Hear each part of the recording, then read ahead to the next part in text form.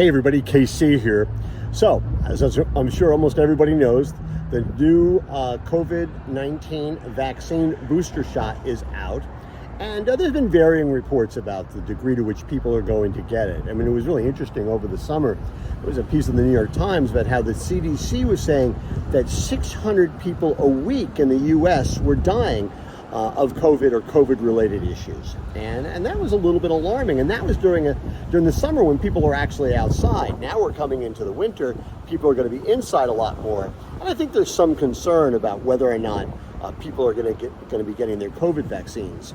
Now, to me, it's really, in a lot of ways, it's not always, but in a lot of ways, it's a bottom line issue.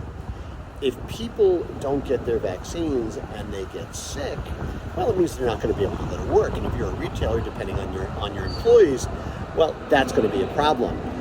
If kids don't get vaccines, and we're seeing some anti-vaccine, anti-science fervor in this country.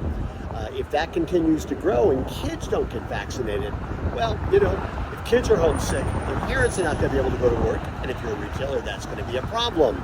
This could have an impact on store employees. It could have an impact on supply chain.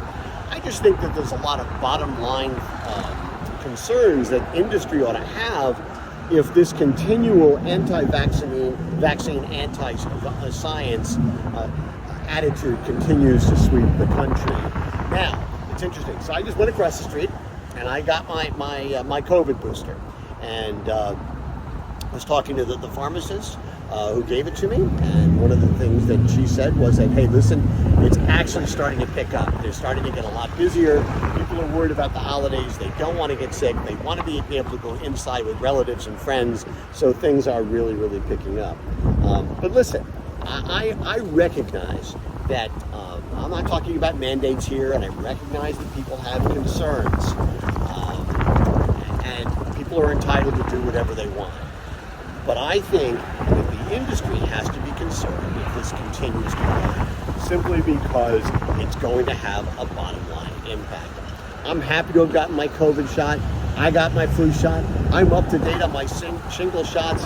And as I've often said, pretty much anything that comes along, if they say, hey, we have a vaccine that can help you stay healthy, help you live longer, sign me up.